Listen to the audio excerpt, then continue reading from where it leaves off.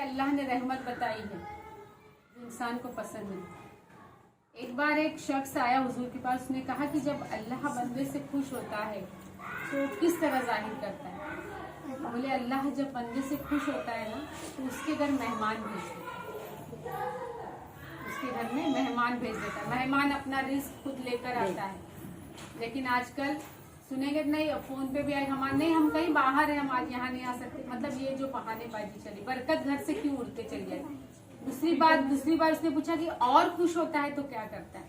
बोले जब और ज्यादा खुश होता है तो उस घर में लड़कियां पैदा होती हैं, उस घर में लड़कियां आती हैं। ये भी रहमत अल्लाह की, किसी को पसंद लड़कियां पैदा हो तो इंसान आजकल नाराज होता है।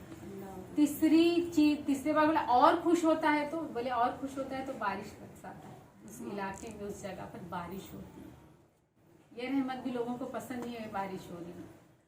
तो इसी पे एक वाकया मैं तुम लोगों को बताना चाह रही हूँ। एक शख्स था, उसके यहाँ पे लगातार 3 बेटियां हुई। कितनी हुई? 3। अब उसने अपनी बीवी से कहा कि अगर इसके बाद भी तुझे बेटी हुई तो मैं तुझे तलाक दे दूंगा, तुझे मैं तलाक दे दूंगा। अब वो डर गई। अब अल्हम्दुलिल्लाह फिर से हमल से रही। जब फिर से हमल से तो लोग कहीं सफर पे निकले थे।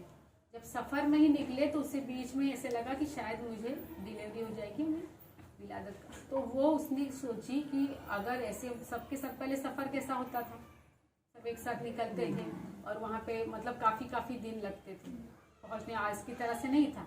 तो उस टाइम पे जाते थे ऊँट पे, कहीं कहीं खेमा लगाते थे। तो उन लोग का जहाँ खेमा लगा था कुछ दूरी पे एक पहाड़ था, उसमें एक गुफा थी। तो इसने इस शौहर को बताया नहीं कि मुझे तकलीफ है या कुछ। उसने कहा कि मुझे कुछ थोड़ी ऐसी तकलीफ मालूम हो रही, मैं थोड़ी हाजत के लिए अपने जा रही हूँ। तो बोले ठीक है। तो वो उस गुफा में गई और वहाँ पे उसने पैदाइश हो गई बेटी की, फिर से बेटी। अब उसने ये कहा कि मेरे शौहर ने ये कहा है कि अगर तुझे भी बेटी हुई तो मैं तुझे तलाक दे दूँगी। अगर मैं इसको लेके जाती हूँ तो मेरा शौहर मुझे तलाक दे देगा, और शौहर तलाक दे देगा तो मेरी 3 बेटियाँ, हम लोग की जिंदगी खराब हो जाएगी। हमको पहले के ज़माने में औरतें इतनी पढ़ी लिखी होती नहीं थी, उनका जरिया नहीं था, कुछ नहीं था। तो वो बोली अब मुझे तो शौहर, तो हम लोग की 3 जन की जिंदगी खराब, और मेरा शौहर भी फिर दूसरी शादी करेगा तो उसकी, तो ये अगर 4-5 जन की जिंदगी खराब रही, उससे बेहतर क्या है कि इसको मैं यहीं छोड़ दूँ अल्लाह के भरोसे और मैं वैसे ही चली आऊँ। उस माँ ने दिल पर पत्थर रखा, क्योंकि उसने अपनी 3 बेटियों के लिए सोचा। कोई माँ ऐसे करती नहीं, लेकिन उस माँ का कलेजा सोचो कि जस्ट पैदा हुई बच्ची को उसने छोड़ दिया वहीं गुफा में, और छोड़ देने के बाद वो वहां से निकल गई। उसके शौहर ने पूछा कि तू तो हमल से थी, क्या हुआ? बोले वो खून मतलब खराब हो गया, मुझे तकलीफ हो रही थी ना कुछ, तो वो खराब हो गया, वो खून के जरिए सब खत्म हो गया। तो बोला ठीक है चलो। अब उसके बाद वो लोग चले गए। अब पहुंचे, मतलब पहले की सब ना हम महीने सफर होता था ना, पहुंचे फिर लौट रहे थे, और लौटते थे इत्तेफाक से उसी जगह फिर से खेमा लगा, उसी जगह पर फिर से खेमा लगा। अब वो औरत सोचने लगी, दिल में उसकी माँ का दिल है तड़प गया कि इसी जगह मैंने अपनी बेटी को छोड़ा था। उसका दिल बिल्कुल लरस गया। तो उसने फिर कुछ बहाना किया कि मैं थोड़ा सोचा कि शायद कोई जानवर में खाया हो तो उसकी शायद हड्डियां मिल जाएं, या उसके कुछ छींटे मिल जाएं, या कुछ तो मेरी बेटी का मुझे वहाँ पे नामो निशान मिल जाएगा जिसको मेरा दिल मेरा। अब वो वहाँ से गई। अब वो जब वहाँ पे पहुंची तो अल्लाह की कुदरत देख के चीख पड़ी जोर से।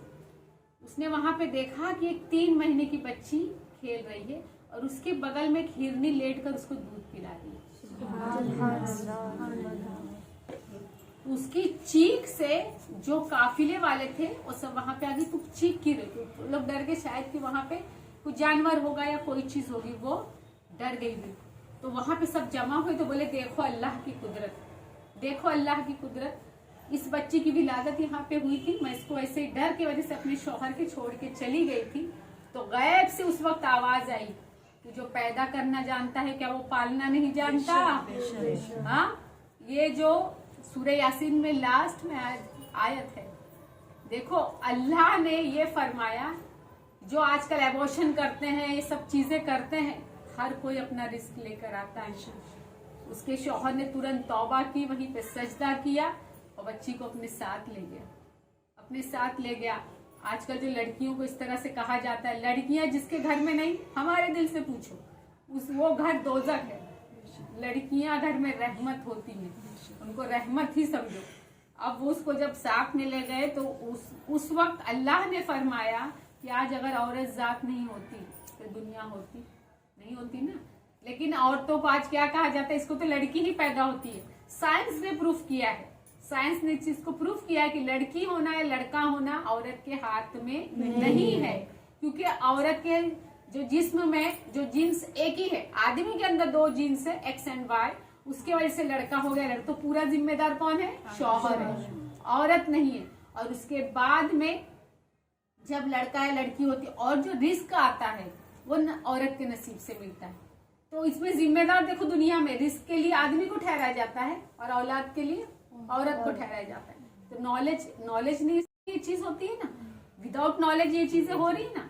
आज औरत को जिस तरह से उसके साथ ट्रीट किया जा रहा है, अगर तुमने मारना हो तो फूल से मारो, तकिए से मारो, लेकिन औरतों के साथ क्या क्या सुलूक होता है, किस बिना पर होता है। कितने लोगों को तलाक दे दी जाती है, इसके लड़कियां ही लड़कियां पैदा होता है। तो ये जुल्म जो हो रहा है ना, अल्लाह किसी पर जुल्म नहीं, लेकिन ये जाहिलियत की वजह सारी चीजों पर जुल्म है।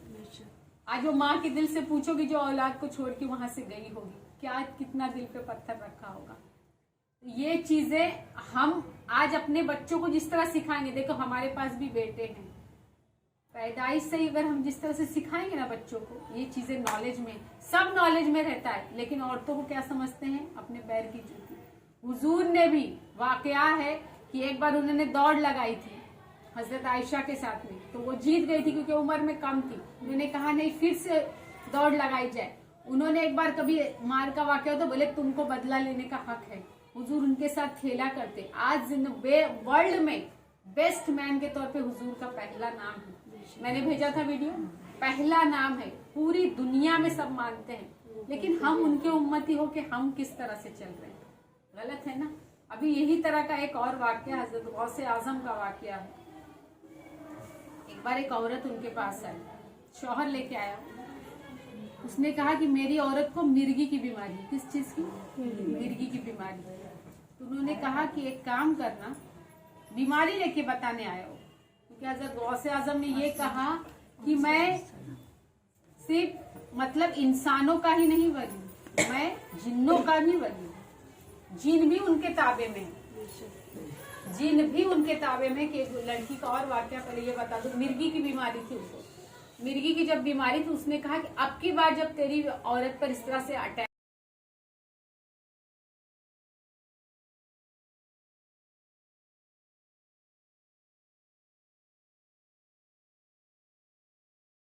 8 साल गुजर गए। गुजर जाने के बाद वो आदमी का वहीं से फिर गुजर हुआ, तो वहां जो जैसा मैं आप लोगों को कुछ बता रही हूँ, तो वहाँ कुछ लोग बैठे हैं, जैसा आपस में बात करते हैं ना कि तुमको ये बात हुई थी, तुमने वहां पे कही थी, तो कैसी तुम्हारे बीच। बोले उसी वक्त से, क्योंकि वो वहां पे कैसे रद्दो शहरों बदल कर देते चले जाते। बोले जिस वक्त से मैंने वो बात कही उस वक्त उसको कभी मिर्गी की बीमारी हुई नहीं। तो हम अगर दिल से अकीदा रखें तो उसकी गूंज कहाँ तक जाती, सिर्फ इतना कान में कहा थे। दूसरी चीज, एक बार गौसे आजम का वाकया है कि एक बादशाह था, उसने उनके पास थैली लाके दी। बोले ये मैं तुम्हें हदिये के तौर पे या नजराना देना चाहता हूँ। बोले मैं से इसकी ख्वाहिश नहीं, मैं इसकी ख्वाहिश नहीं रखता। बोले नहीं, फिर भी आप जो है आप रखिए, आपके हिसाब से जिसको भी आपको देना हो दे, मैं एक अपनी तरफ से नजराना लाई। तो वो दोनों थैली में से एक थैली उन्होंने ली और एक थैली उन्होंने बादशाह को दी। बोले ये थैली तुम पकड़ो। उन्होंने क्या कहा, एक थैली तुम पकड़ो। और उन्होंने, बादशाह ने जब थैली हाथ में पकड़ी तो उसमें से खून टपकने लगा थैली में से। तो बोले खून कैसे टपकने लगा इसमें? अब ये उन्होंने कहा मैंने इसको हाथ लगाया, मैं क्यों नहीं छू रहा था, क्योंकि अगर कोई गरीब मुझे लाके कोई नजराना देता है वो मेहनत की कमाई थी, इसमें तुम्हारे जो तुम्हारी जितने भी रियाया है उसका तुमने खून पिया हुआ, और ऐसी चीजें मैं अपने पास नहीं रखता। मौजिजा दिखाया कि तुम लोगों का जो लेते ना टैक्स वगैरह सब दिया जाता है, तो बोले ये चीजें हैं तो मैं ये चीजें अपने पास नहीं रखूंगा। एक वक्त उनको दावत पे बुलाया गया, तो वो उन्होंने कहा कि मैं दावत पे आऊंगा लेकिन पहले मुझे इजाजत लेनी होगी। अब उनका अल्हम्दुलिल्लाह जो भी तरीका हो, तो उन्होंने इजाजत ली। तो जल्दी तो उन्होंने कहा ठीक है, सब दस्तरखान सजा, बेशुमार चीजें रखी गई, और वहां बैठे, और वहां पे एक बड़ी सी संदूक रखी गई थी, बड़ी सी। तो वहां पे बैठे तो बोले अब जब तक बिस्मिल्लाह वो ना करे, किसी की मजाल है कि शुरुआत कर सके, तो वो बोले बिस्मिल्लाह नहीं करूंगा, पहले ये संदूक खोलो, पहले ये। और वो संदूक क्यों रखी गई थी? आजमाइश के लिए। संदूक बोले संदूक को खोलो, और जब संदूक खोली गई तो उसमें से एक बच्चा दौड़ता हुआ खेलता हुआ निकल आया। तो उस वक्त जिसने बुलाया था खाने पे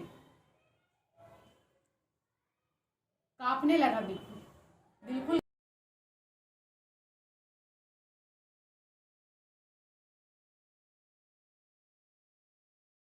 बिल्कुल माजूर था। तो बोले दस्तरखान मेरे लिए नहीं सजा था, दस्तरखान मेरी आजमाइश के लिए सजा था।